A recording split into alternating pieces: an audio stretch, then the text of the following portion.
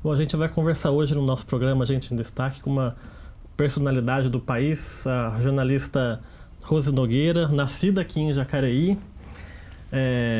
Bom, Rose, quero agradecer muito a sua presença aqui na cidade para gravar esse programa. Obrigada, eu que agradeço. Imagina a personalidade do país.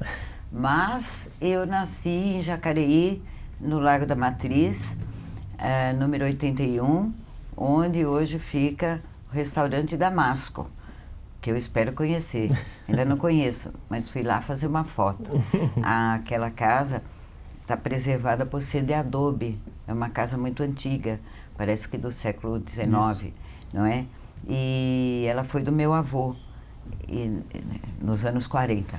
A senhora fica pouco tempo aqui em Jacareí, né? Só nasce praticamente aqui e depois já vai embora. Eu nasci aqui na casa do meu avô, que era espanhol, que tinha uma empresa de transporte aqui chamada Estrela do Norte. E ele teve o primeiro caminhão frigorífico, acho que da região. Eu sei que ele comprava peixe em São Sebastião, peixe de mar, e trazia para vender aqui na região, né? Então, ele tinha esse caminhão frigorífico. E tinha outros caminhões que era o transporte, principalmente Rio-São Paulo, né? A gente tem uma foto sua criança, acho que a gente pode até mostrar na nossa televisão. Essa é Isso a senhora mesmo, né? Isso mesmo. Essa foto deve ser daqui, porque minha mãe escreveu atrás, 3 anos. E eu saí daqui de Jacareí com a minha família, porque meu pai faleceu num acidente de caminhão. Meu avô desmontou a empresa, ficou muito desgostoso. E nós voltamos para São Paulo, para casa da minha outra avó, né? Aqui eram os espanhóis, em São Paulo moravam os italianos, no bairro do Ipiranga. Aí eu e minha mãe fomos morar com a minha avó, filha de italianos, uma operária chamada Maria Aguilar de Guerra. E aí fomos morar com ela, e lá nasceu meu irmão, porque minha mãe estava grávida quando meu pai faleceu, e muito moço. Então, aí meu avô desmontou os caminhões, os meus tios ainda ficaram fazendo transporte. Eu sou de uma família de motoristas e de tecelães, bons motoristas.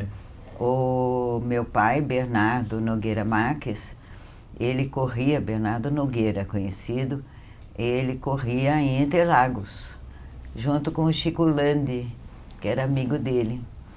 E aí ele foi interrompido, mas a gente aprendeu a guiar bem.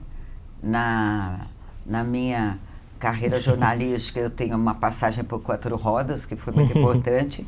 Meu filho também, jornalista também, especializado em automobilismo. E hoje em dia, ele é um testador de carros. Ele tem uma pista de teste, testa carros do mundo inteiro. Vai para a Alemanha testar Volkswagen e tal. Ele é um testador de carro.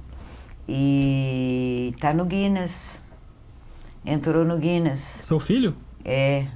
O nome dele é Cacá Closet. Carlos Guilherme Closet. Mas é conhecido como Cacá. Aí ele foi do Polo Norte ao Polo Sul em 18 dias pelos Andes. Ele junto com outro repórter de 4 rodas. Ele ainda estava lá, Roberto Espina.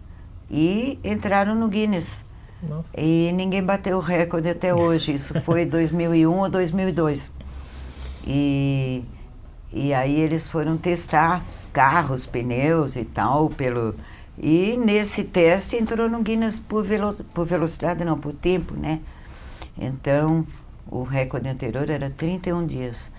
E aí eles fizeram em 18. E a mãe coruja vai ficar coruja para todo sempre, né? Imagina ter um filho no Guinness.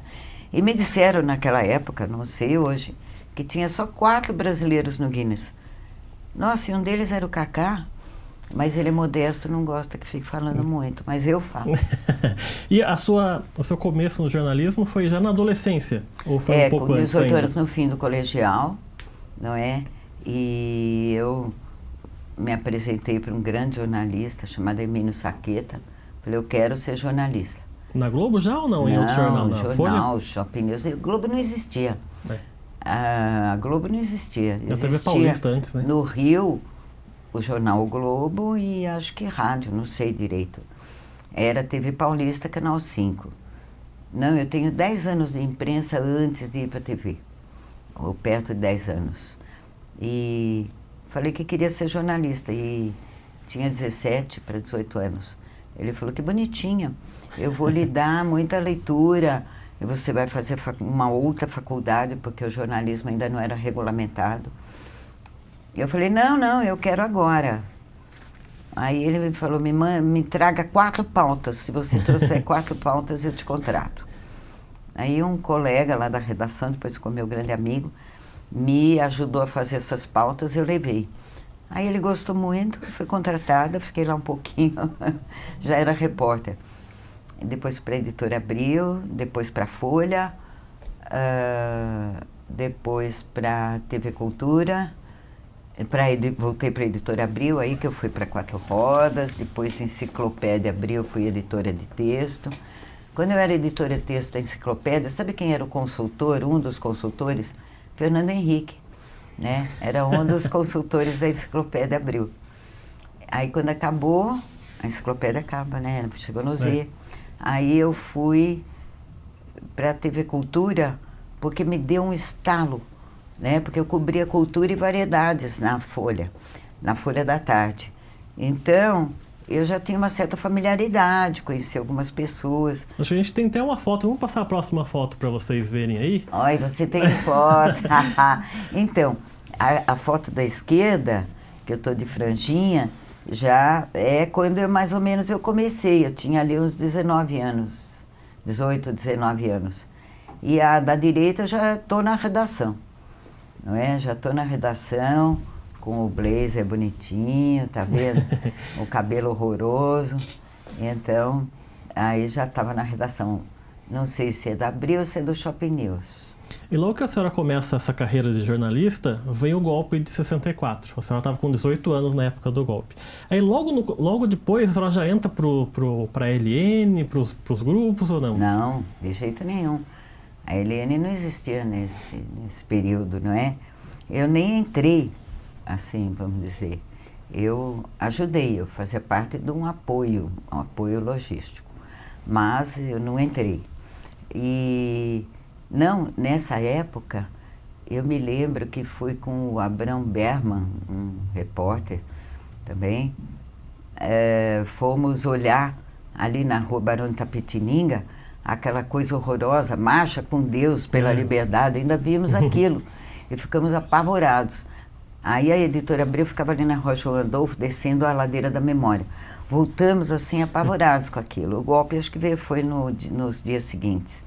Não é? E aí a gente já sentiu, todo mundo, a mão da censura nas redações, aquela coisa horrível. Então a maior parte, uma grande parte da minha vida foi, nem sempre no meu setor a censura, se bem que era artes, mas no jornal atuava assim.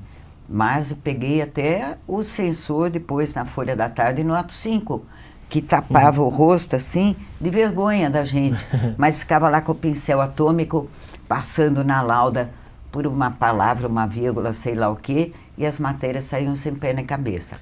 Até o Chico Anísio deu uma entrevista um tempo atrás, e ele dizia eles perguntaram sobre o censor, como é que era o tratamento, e na opinião dele, do Chico Anísio, o censor, ele tinha mais medo do chefe dele, né, de deixar, como é que você deixou passar isso, Deixou passar, né? Exatamente, deixou então passar muito exagerado essa palavra aí, qualquer palavra, inadequado, uma palavra inadequada. Ele não cortou inadequado, ele que podia perder o emprego, não é? Fora que se também, dependendo na mão de quem fosse, de repente uma palavra errada, podiam te buscar em casa, não é? Os jornalistas foram muito perseguidos na ditadura. Foram muito? Muito perseguidos. E além do Vladimir Herzog, que foi um dos últimos a morrer na mão deles, na tortura, em 1975, em 25 de outubro. Depois ainda teve Manuel Fiel Filho, olha o Vlado.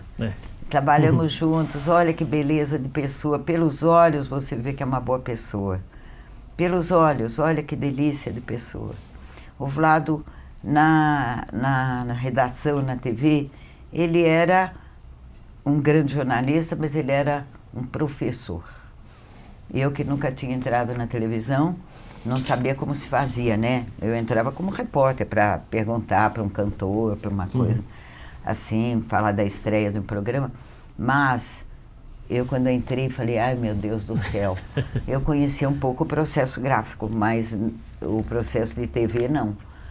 O Vlado me ensinou tudo. Poesia informativa. É, exatamente. E aí me ensinou cinema, corte, né? A parte cinematográfica da TV, maravilhosa, a respeitar. Ele me ensinou a respeitar até a respiração do entrevistado, né? E a gente brincava, eu fui repórter há um tempo, depois passei para a editoria de internacional, porque eu sou muito interessada em política internacional.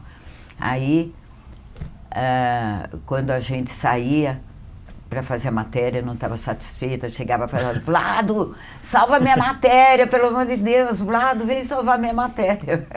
E ele salvava. E ele salvava. Aí ele mandava buscar material de arquivo, mandava pôr foto, mandava... Na verdade, era sempre um mini documentário. As matérias da TV Cultura eram mini documentários. Que grande jornal, entende? Quando prenderam ele, não é? Que ele não tinha ligação política, que se soubesse. Prenderam ele, claro, a gente fazia um grande jornal numa TV pública, entre aspas, né? Mas a TV Cultura é uma TV pública. E nós batalhávamos muito pela TV pública, com o conceito de que o público não é de ninguém, é de todos. O público é de todos.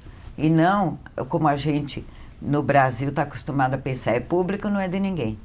Eu entrevistei aqui nesse programa também, acho que a senhora conheceu o cinegrafista Jorge Silva, que trabalhou com o Herzog também na Cultura. Sim.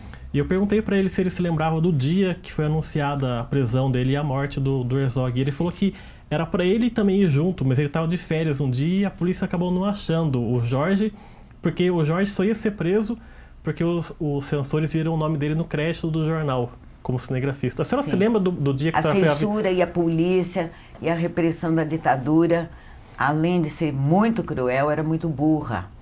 Era de uma burrice, assim, atroz. Né? A senhora se lembra do dia que a senhora soube da morte do Herzog? Claro, eu estava na redação, na sexta-feira, 24 de outubro, quando eu era editora de Internacional.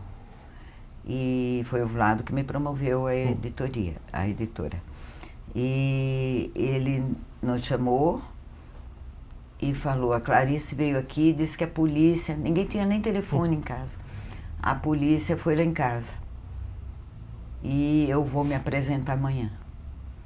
Ele falou isso, foi me procurar, eu vou me apresentar. Naquela semana já esteve na redação um sujeito que era assessor de imprensa, se não me engano, do 2º Exército. E ele já estava lá para marcar, para segurar, não é? E ele foi junto com o Vlado, eu não tenho certeza, mas a gente pode checar, que ele dormiu na casa do Vlado e de manhã foi com o Vlado se apresentar. O Vlado se apresentou de manhã, o que vocês querem comigo? Aí eles mataram ele na tortura.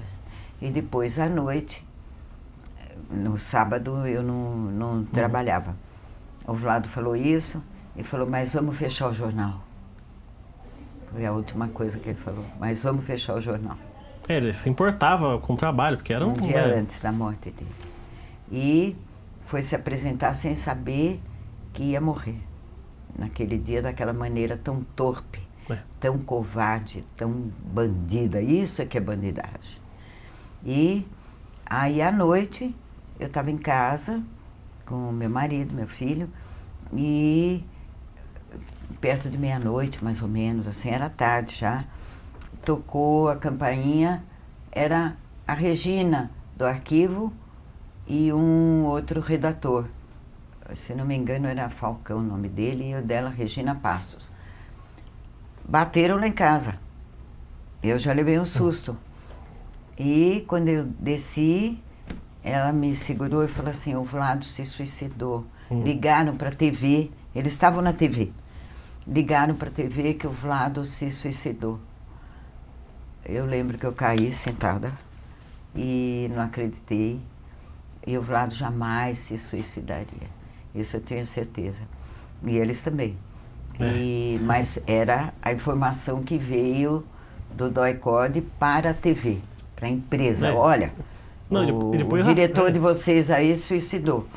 E depois a foto que foi publicada, uma foto que é impossível cometer suicídio daquele jeito que estava a foto ali, né? Exatamente. E tem um fotógrafo que fez aquela foto, que mora em Los Angeles, foi morar fora de medo, que estava começando a trabalhar como fotógrafo da polícia, e mandaram da perícia, mandaram ele lá, e quando ele viu o cadáver do Vlado, aquela coisa, ele ficou muito impressionado, e ele viu que não era suicídio coisa nenhuma, que aquilo foi armado, tanto que o Vlado está ajoelhado, quer dizer, a corda é mais baixa do que ele.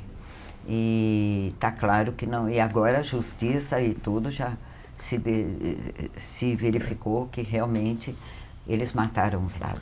A gente vai fazer então um rápido intervalo, o Gente Destaque volta daqui a pouco, até já.